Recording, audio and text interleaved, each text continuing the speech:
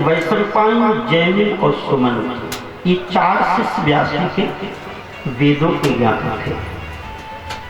पांचवें शिष्य हैं जिनका नाम है श्रीमान रोमहर्षण जी। ये इतिहास और पुराणों के ज्ञाता थे। इन्हीं रोमहर्षण जी के बेटा जो हुए हैं वो श्रीमान सूत जी महाराज हैं।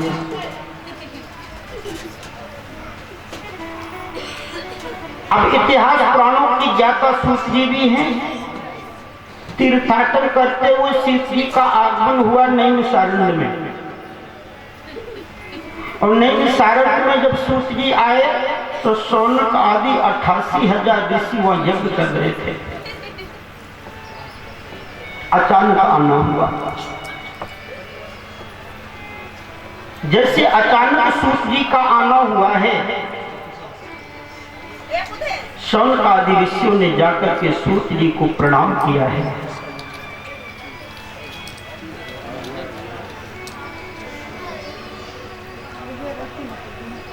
अब सूत जी वयोवृद्ध नहीं है, नवयुवक है, और सूत जी को प्रणाम करने वाले जो हैं वो बड़ी लंबी लंबी आयु वाले हैं। लेकिन सूत जी को प्रणाम जो किया जा रहा है तो कहते क्यों कि धन वृद्धा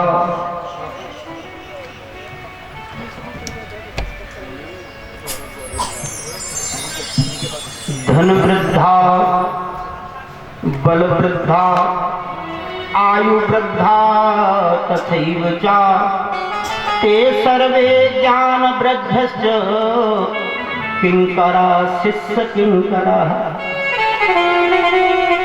लंबे लंबे आयु वाले संत जो हैं, देखो सूत जी को प्रणाम कर रहे जिनकी उम्र केवल 16 वर्ष है।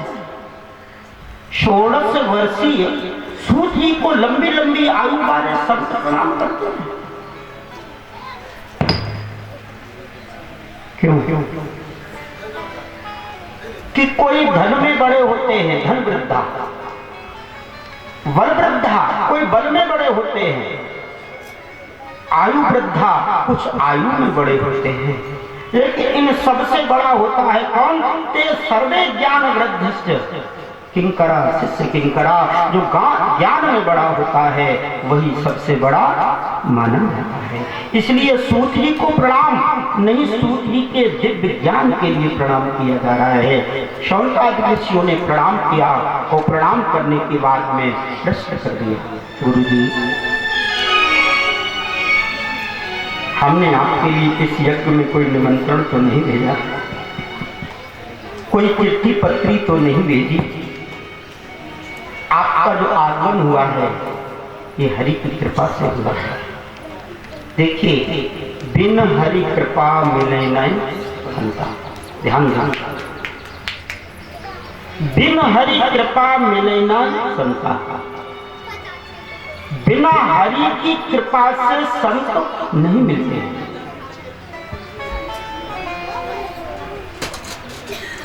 और उसी रामायण में पूज्य गोस्वामी जी ने दूसरी बात भी लिखी है। क्या? कि बिन पुण्य मिले ना संता।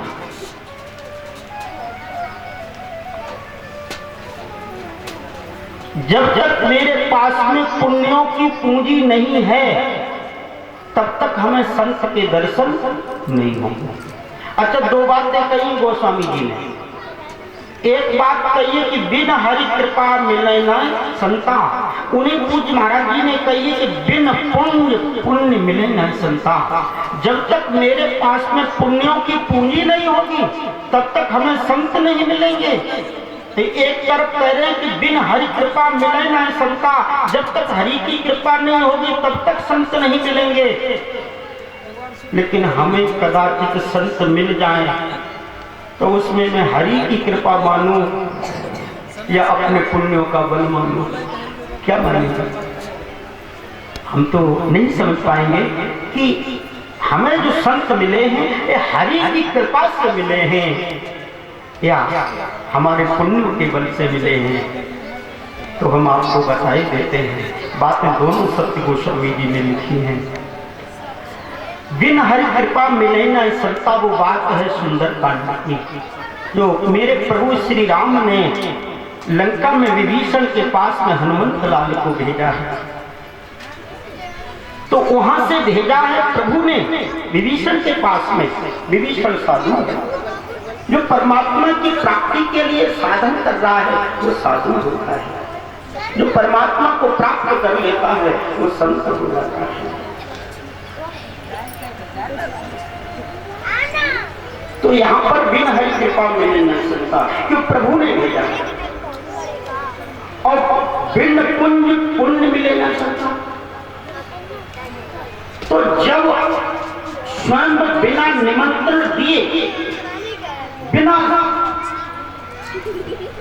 बुलाए कोई संत अचानक हमारे दरवाजे पर आ जाए तो समझ लो कि हरि ने भेजा है। और हम स्वयं अपने घर से किसी संत से मिलने जाएं तो समझो हमारा पुण्य जो है जबरदस्ती संत के चरणों में खींच करके लिए जाना है। दोनों बातें ऐसे सत्य हैं। बोलिए गोविंद भगवान जी। महाराज आपके लिए हमने कोई निमंत्रण तो नहीं भेजा है, आप बिना बुलाए अचानक आए हो तो इसमें हरि की कृपा है। भगवान ने कृपा करके आपको मेरे मध्य में भेजा है।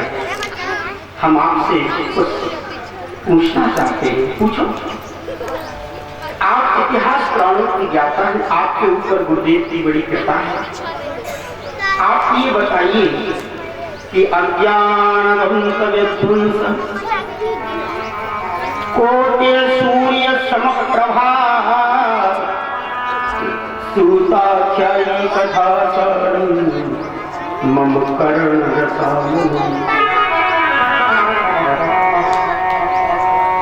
गुरुजी, मेरे अंदर जो अज्ञान का अंधकार जो छाया हुआ है,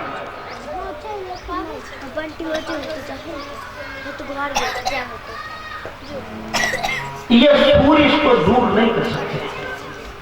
संसार के अंधकार को दूर करने में सूर्य समर्थ है, लेकिन हमारे हृदय का जो अंदर अंधकार जो है अज्ञानता का, उसको तो बिना गुरुदेव की कृपा के हृदयगत अंधकार दूर नहीं होता। आप मेरे हृदय पटल पर एक ज्ञान की किरण छोड़ दीजिए, इससे हमारा जो अंदर का अंधकार है वो भी समाप्त हो जाए। चिंता मणिलोक शुभम शुरगुरु शुरभ संपदम प्रियक्षति भूरितो वैकुंठम गुरुजी, एक चिंतामणि होती है, एक सीमंतक मणि होती है, एक कौस्तुभ मणि होती है। चिंतामणि जो होती है वो चिंता का हरण करती है, ये मणि का वैशिष्ट्य है। लोक सुखम, संसार में सुख प्रदान कर देती है चिंतामणि। सुरध्रुव स्वर्ग संपदम, जो कल्प वृक्ष है वो स्वर्ग की संपत्ति प्रदान कर सकता है, ये सामर्थ्य कल्प वृक्ष के अंदर है।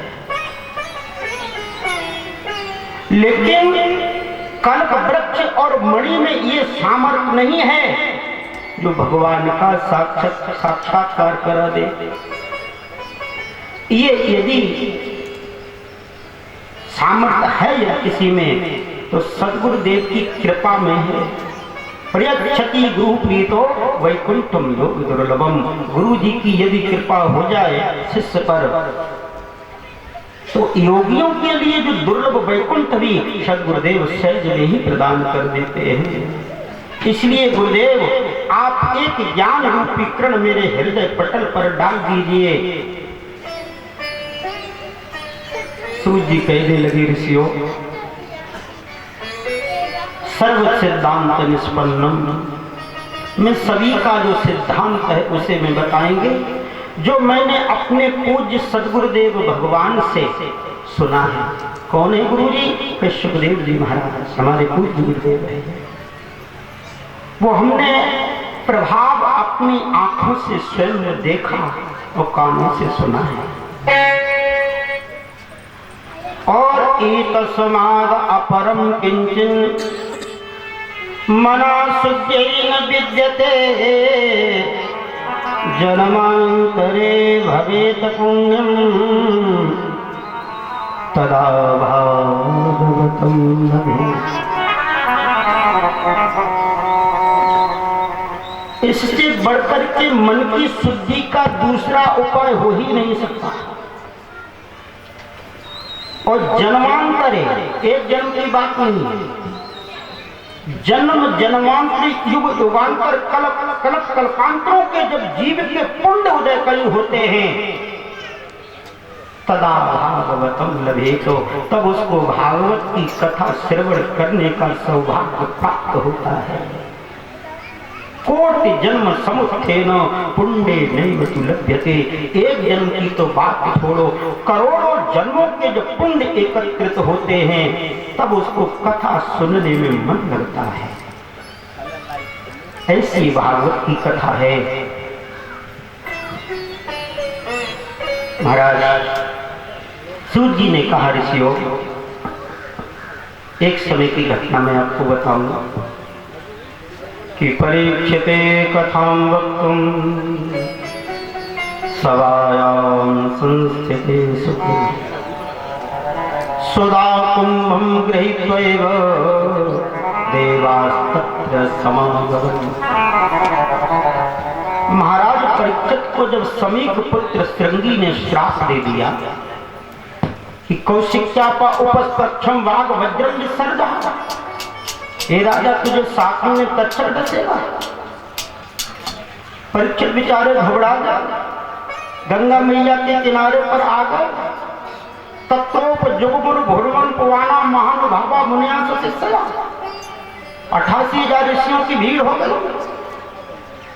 उसी सभा मध्य में महाराज सुखदेव मुनि का आगमन होता है।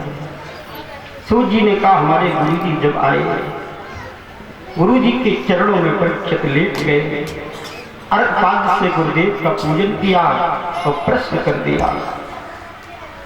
और प्रश्न का जब उत्तर देने के लिए हमारे गुरु जी सावधान हुए तो उन्होंने एक आश्चर्य में दृश्य देखा। हम सब ऋषि बैठे थे, आंखों से देख रहे थे। क्या घटना घटी थी? कि घटना ये घटी कि परीक्षिते कथां वक्तुं सभायां संस्थिते सुखे। परीक्षित को कथा सुनाने के लिए गुरु भगवान बैठे तो देखा है कि देवताओं की कतार आ रही है। और देवराज इंद्र जो हैं वो अपने सिर पर अमृत का कलश रखे हुए हैं। और आए सुधा कुंभम गृहीत्वैव देवास्तत्र समागमन, सारे देवता आ गए और हमारे गुरु जी के सामने वो अमृत का घट रख दिया, लेट के साष्टांग प्रणाम किया। सुकम नत्वा बदन सर्वे सुकारिया कुशलासुरः, प्रणाम करने के बाद में हाथ जोड़ के निवेदन किया, गुरुजी प्रकाश्यामो वयम सर्वे श्रीमद्भागवतामृतम। महाराज मुझे पता चला परीक्षित को श्राप लग गया, मैं दौड़ा दौड़ा आया। ये अमृत लेकर के, ये अमृत महाराज परीक्षित को पिला दो, इससे ये अमर हो जाएंगे, तक्षक इनका कुछ बिगाड़ नहीं पाएगा। और ये जो भागवता अमृत पान कराने के लिए जा रहे हो परीक्षित महाराज को, ये पान हमें करा दो, इससे हम कृतार्थ हो जाएंगे। गुरु जी ने कुछ सोचा, आज ये देवता इतने उदार क्यों हो रहे हैं? ये देवता इतने उदार क्यों हो रहे हैं?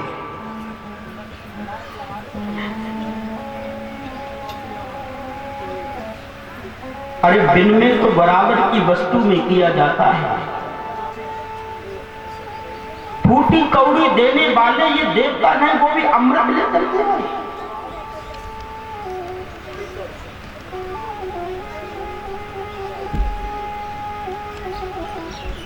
सोचने लगे सुखदेव जी कि कितना परिश्रम हुआ था इस अमृत को प्राप्त करने के लिए। दैव और देवताओं ने मिलकर के समुद्र का मंथन किया था। 14वां रत्न जब ये अमृत निकला, इसके बंटवारे को लेकर के देवासुर भयंकर संग्राम भी हुआ था, जिसको बांटने के लिए भगवान ने मोहिनी रूप धारण करना पड़ गया। और उस अमृत को इतनी सहजता में देवता लेकर के आए हैं, इसका मतलब ये है कि हमारा जो अमृत इससे कई गुना श्रेष्ठ है। सुखदेव जी ने कहा, देवताओं एक बात मैं आपसे पूछूं कि कोसोदा को कथा लोके को काचा उमड़ महान ब्रह्मरातो विचार्य एवं तदा देवांगः। देखाओ, ये कोई कांच का टुकड़ा हाथ में ले ले, किसी ज्वेलर के पास में जाए और कहे भैया ये कांच ले लो, मणि हमें दे दो, तो आप ये बताओ उसको क्या आप कहेंगे? देवता एकदम बोले उसको मां ठगिया कहेंगे। सुखदेव जी ने कहा तो बस वही तुम हो।